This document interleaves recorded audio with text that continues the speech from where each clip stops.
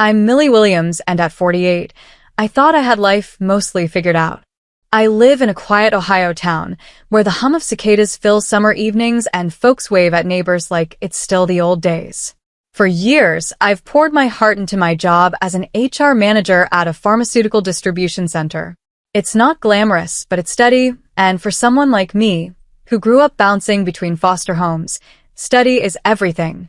I clawed my way to this life, earning respect from colleagues who call me the glue of our team. I never imagined a routine doctor's visit for my husband, Logan, would unravel everything I'd built. One morning, I sat in the waiting room of our regional hospital, flipping through a dog-eared magazine while Logan met with Dr. Ellen Smith. He'd been off for months, listless, quiet, barely eating, and I was desperate for answers. The fluorescent lights buzzed overhead, and the smell of antiseptic clung to the air. I figured we'd get a tweak to his meds, maybe a referral to a specialist. But when a nurse tapped my shoulder and said, "Mrs. Williams, the doctor needs you," my S-Logan twisted. Something in her tight smile told me this wasn't about Logan's prescription. Dr. Smith's office was small, cluttered with medical charts and a wilting plant on the windowsill. She was in her late 50s, with gray-streaked hair pulled into a neat bun and eyes that carried both kindness and steel. "Millie," she said, leaning forward, "you need to protect yourself from Logan." Her words hit like a slap. Protect myself? From Logan? My husband, the man I'd vowed to stand by through sickness and health? Her grave expression silenced my protests before they could form. "There's something you need to know about his past," she said, her voice low. "And I'm not sure he's being honest with you now." My heart pounded, a wave of panic drowning out the hospital's background noise. What could she possibly mean? Let me back up. For years ago, I was single, content with my routine of long workdays and quiet evenings with a good book. Growing up in foster care taught me to rely on myself, to build a life where no one could pull the rug out from under me. My job at the distribution center was my pride, managing payroll, resolving disputes, and keeping the team running smoothly. My boss, Mark, was a widower who'd become a friend over late-night coffee runs during crunch times. He teased me about my single status, saying things like, "Millie, you gonna make me the last bachelor standing?" I'd laugh it off, but deep down, I craved companionship. That's when I joined a matchmaking service, hoping to find someone to share my life with. Enter Logan, a warehouse worker with a crooked smile and a quiet charm that drew me in. He was 52, a bit older, divorced, and like me, not interested in kids. We clicked over shared dreams of simple things, weekend drives, cozy dinners, growing old together. Our courtship was private, just us stealing moments over coffee or walks in the park. When we married at the county courthouse, signing papers in a room that smelled of old carpet, I felt like I'd won the lottery. No big ceremony, no fuss, just us, promising forever. Mark congratulated me when I told him, though I caught a flicker of something in his eyes, maybe loneliness, maybe surprise. I didn't dwell on it. I was too busy dreaming of my future with Logan. Life as newlyweds was simple at first. I kept working, commuting from our new home in a rural pocket outside town. We shared my beat-up sedan, a practical choice since Logan didn't own a car. I loved my job too much to quit, even when Logan teased me about being a workaholic. My days were filled with spreadsheets and team meetings, while Logan worked shifts at a local warehouse. He'd always been steady, the kind of guy who didn't say much but made you feel safe. Or so I thought. That morning in Dr. Smith's office, her warning echoed in my head. Protect myself? From what? Logan was sick, not dangerous. Or was he? My mind raced, replaying her words about his past. I thought of the man I'd married, the one who'd held my hand during late-night talks, who'd laughed at my terrible cooking. Could he really be hiding something? As I left her office, my legs felt like jelly, the hospital's sterile halls closing in around me. I didn't know it then, but that moment was the first crack in the life I'd built, and everything I thought I knew about Logan was about to shatter. About a year into our marriage, I started noticing changes in Logan. It was subtle at first, like a shadow creeping across a sunny day. He'd always been quiet, but now he was distant, staring into space over breakfast, his coffee growing cold. He'd forget small things, mixing up salt for sugar, wearing mismatched socks. I'd tease him gently, hoping to spark a smile, but his eyes stayed dull, like he was somewhere else. At home, the silence grew heavy, and I'd find myself talking to fill the void, rambling about work or the weather. It felt like I was living alone, even with him right there. I pushed down my worry for weeks, telling myself it was just a rough patch. But when Logan stopped eating his favorite meatloaf and started skipping shifts at the warehouse, I knew something was wrong. One evening, I found him sitting on our porch, staring at the fields beyond our yard, his hands trembling. "Logan," I said softly, "we need to get you help." He nodded, barely meeting my eyes, and I felt a pang of helplessness. Watching someone you love slip away without knowing why is like trying to hold water in your hands. It just keeps spilling through. I booked an appointment at a local clinic that specialized in mental health. The doctor, a kind woman with a clipboard full of questions, diagnosed Logan with depression after a few sessions. The word hit me like a stone. I knew a little about depression, colleagues had whispered about it, and I'd read pamphlets, but hearing it applied to Logan made my world dim. The doctor explained it wasn't just sadness, it was a fog that could swallow someone whole. She prescribed meds and suggested therapy, but finding the root cause was key. Problem was, we couldn't pin it down. Logan's job at the warehouse was steady, no major changes. Our marriage? I thought we were happy, but doubt crept in. Was I the problem? Logan's condition only got worse. He'd spend days in bed, complaining of headaches, his frame thinning as his appetite vanished. He quit his job, unable to keep up, and the guilt in his eyes broke my heart. "I'm dragging you down, Millie," he'd whisper. I'd squeeze his hand, telling him I could handle the bills, that my job was enough. But the truth? I was terrified. I'd lie awake at night, listening to his uneven breathing, wondering if he was slipping into something worse, like dementia. One day, he wandered out and got lost in our own neighborhood, calling me in a panic. My heart raced as I drove to pick him up, fear gnawing at me. Work became my refuge, a place where I could pretend things were normal. My boss, Mark, noticed I was fraying. One afternoon, he slid an energy drink across my desk, his eyes soft with concern. "You're carrying too much, Millie," he said. "We're in this together, you know." His words hit me hard, and I blinked back tears, realizing how much I'd been bottling up. I threw myself into work, managing schedules and soothing disgruntled employees, anything to keep my mind off the growing distance between me and Logan. Then, things got stranger. One morning, I stepped outside to find our car gone from the driveway. I checked the garage, the street, nothing.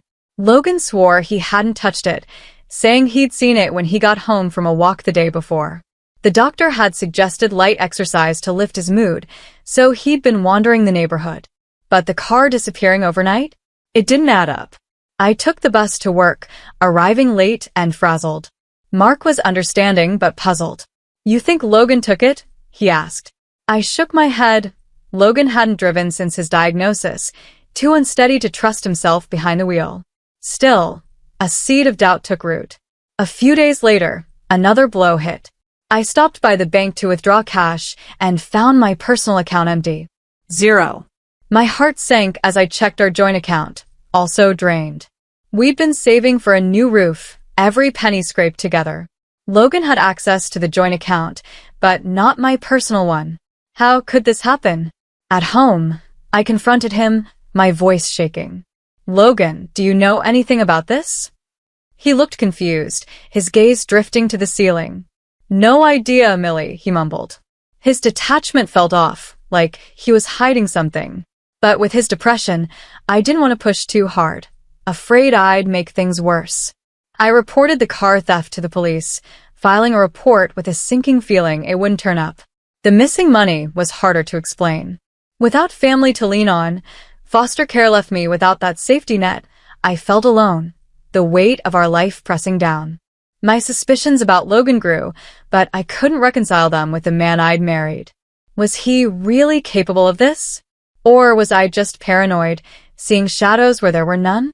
The uncertainty gnawed at me, setting the stage for a truth I wasn't ready to face. The losses piled up, our car, our savings, my trust, and I felt like I was drowning. The local clinic couldn't do more for Logan, so they referred us to a regional hospital with better resources. One morning, we took a taxi to the hospital, a sprawling building with a crowded lobby that smelled of coffee and antiseptic. Logan was quiet, staring out the window, lost in his thoughts. I clutched the referral letter, my nerves frayed from weeks of worry. I hoped this visit would bring answers, maybe a new treatment to pull Logan out of his fog. After an hour in the waiting room, a nurse called Logan in for his consultation. I settled into a plastic chair, pulling out a paperback to distract myself. Barely a page in, the nurse returned. "Mrs. Williams, Dr. Smith needs to speak with you." My heart skipped a beat. I followed her down a fluorescent-lit hallway to a small office, where Dr. Smith waited. Her gray-streaked hair and calm demeanor should have been reassuring, but her serious expression set me on edge. "Is this about Logan's depression?" I asked, sitting down. She nodded, then leaned forward, her voice low. "Millie, I need to be straight with you. I recognized Logan the moment he walked in. I treated him years ago in the ER for a deep cut on his leg. He's not who you think he is." My mind spun. A cut? I knew Logan had a scar on his right leg, jagged and faded, but he'd brushed it off as an old accident. Dr. Smith's next words hit like a freight train. Logan was arrested for fraud a decade ago. He swindled his ex-wife, stole her money and valuables. He even faked dementia to manipulate her, to make her let her guard down. She paused, watching my reaction. I suspect he's doing something similar now, with his depression. I froze, my breath catching. Fake dementia? Swindled his ex-wife? The room felt too small, the air too thick. "You're saying he's pretending to be depressed?" I asked, my voice barely a whisper. Dr. Smith nodded. "His SYMP Logans don't add up. I've seen depression, and this feels calculated. That scar on his leg? It came from a fight with his ex-wife when she confronted him about the theft. I was there, stitching him up." Her words painted a picture of a man I didn't know, a con artist, not the broken soul I'd been caring for. I stumbled out of her office, my mind reeling. Logan, a fraud? The man who'd held my hand through late-night talks, who'd promised me forever. But the scar, the missing car, the drained accounts, it all started to click. Dr. Smith's warning lit a fire in me. I couldn't just sit back and hope for the best. I needed proof. Back home, I ordered a set of small surveillance cameras online, the kind you hide in plain sight. I felt like a character in a bad thriller, but desperation drove me. I installed them around our house, in the living room, near the front door, even in our bedroom. 4 days, I went to work, acted normal, and checked the footage each night, my heart pounding. Logan seemed the same, listless, quiet, but I wasn't buying it anymore. A week later, I hit pay dirt. The footage showed Logan slipping out of the house with my favorite watch and a leather bag I'd kept in our closet. He returned hours later, a wad of cash in his hand, a smug grin on his face. That grin, it wasn't the Logan I knew, weighed down by depression. It was someone else, someone cunning. My S-Login act churned as I watched him stash the cash in a drawer, glancing around like he knew he was getting away with something. I checked the footage from the day our car vanished. Sure enough, Logan drove it away while I was at work, returning on foot. The truth crashed over me like a wave. Logan had stolen our car, drained our accounts, and sold my things, all while playing the victim. Every late-night worry, every tear I'd shed for him, was a lie. He'd used my compassion against me, banking on my trust to cover his tracks. The betrayal cut deeper than anything I'd ever felt, sharper than the loneliness of my foster care days. I sat in the dark, the footage looping on my laptop, tears streaming down my face. How could I have been so blind? But anger followed the hurt, hot and fierce. I wasn't the naive girl from foster care anymore.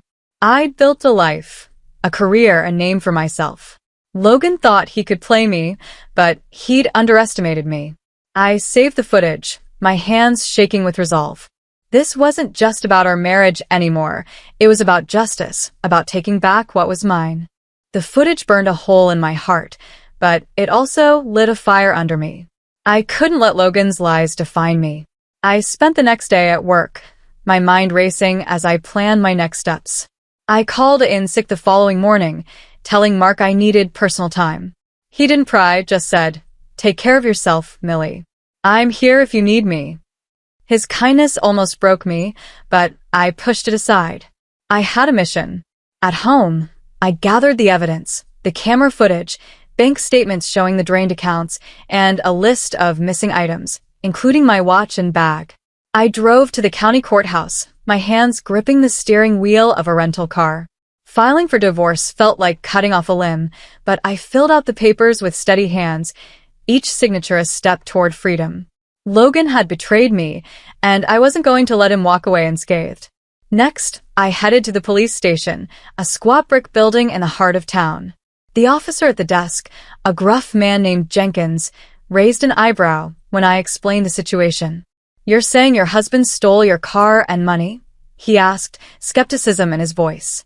I slid my laptop across the counter and played the footage. His eyes widened as he watched Logan sneak out with my belongings, that smug grin plastered on his face. "All right," Jenkins said, scribbling notes. "We'll look into it." I gave them everything, pawn shop receipts I'd tracked down, the car's VIN number, and Dr. Smith's statement about Logan's past. The police found our sedan at a used car lot on the edge of town, sold by Logan under a fake name. The pawn shop confirmed he'd sold my watch and bag, matching the timestamps on my footage. When they dug into his record, Logan's fraud conviction from a decade ago surfaced, tying him to the same pattern of deceit. The evidence was ironclad. That afternoon, I returned home with 2 officers in tow. Logan was on the couch, flipping through a magazine, looking every bit the depressed husband. When he saw the police, his face paled. "Millie, what's this?" he asked, his voice shaky. I held up the divorce papers, my voice steady despite the storm inside me. "It's over, Logan. I know what you did." The officers stepped forward, one reading his rights while the other cuffed him. "Thomas, you're under arrest for fraud and theft." Logan's mask slipped. He protested, claiming his depression made him not himself, but I wasn't buying it. "You faked it all?" I said, my voice sharp. "The car, the money, my trust, you used me." For the first time, I saw fear in his eyes, not the calculated calm I'd mistaken for illness. The officers let him out, and I stood in our quiet living room, the weight of his betrayal settling like dust. I'd loved him, cared for him, and he'd turned it into a weapon. But I wasn't broken. I was angry, and that anger gave me strength. As the police car pulled away, I felt a strange mix of relief and sorrow. Relief that Logan couldn't hurt me anymore, sorrow for the life I'd thought we'd have. I'd trusted him, built a future in my mind, and he'd torn it apart. But standing there, divorce papers in hand, I knew I'd done the right thing. I wasn't just Millie, the foster kid who'd fought for stability. I was Millie, the woman who'd fought for justice. Months later, the divorce was finalized. The process dragged, tangled up in Logan's legal mess, but when the judge's gavel fell, I felt a weight lift. Logan faced jail time, his second fraud conviction sealing his fate. I didn't attend his hearings. I couldn't bear to see him again. Instead, I focused on rebuilding, piece by piece. My savings were gone, the car a memory, but I had my job, my home, and a stubborn spark of hope that refused to die. Work became my lifeline again. I threw myself into projects, staying late to revise employee handbooks or mediate disputes. My colleagues rallied around me, offering coffee runs and quiet support. Mark, especially, was a rock. He'd check in with a gentle, "You holding up, Millie?" and I'd nod, grateful for his steady presence. But the loneliness crept in at night, when the house was too quiet, and I'd wonder if I'd ever trust again. I'd waited so long to find love, only to have it turn to ash. The thought of starting over felt daunting, like standing at the edge of a cliff. One afternoon, I was eating lunch in the break room. A turkey sandwich, nothing fancy, when Mark slid into the chair across from me, his usual store-bought hot dog in hand. "You know," he said, his tone casual but deliberate, "I think you'd do just fine with someone like me." I nearly choked on my sandwich. Mark, with his kind eyes and quiet humor, had always been a friend, nothing more.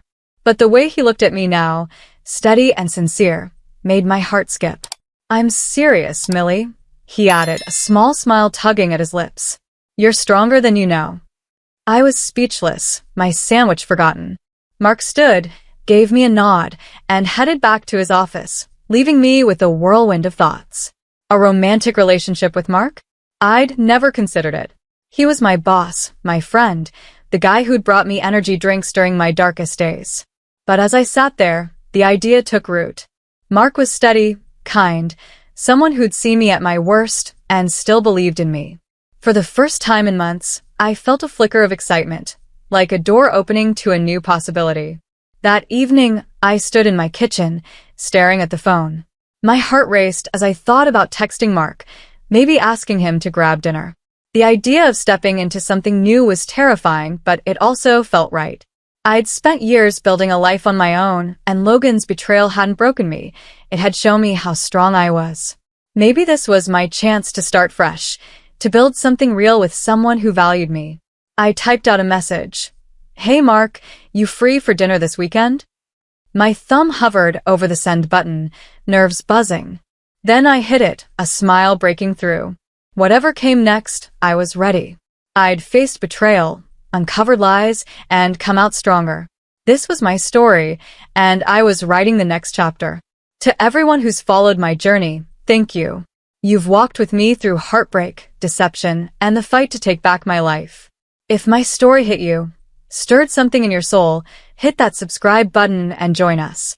Every scar tells a story of survival, every step a chance for a new beginning. Keep fighting for your truth, and I'll meet you at the table where we rebuild, one brave choice at a time.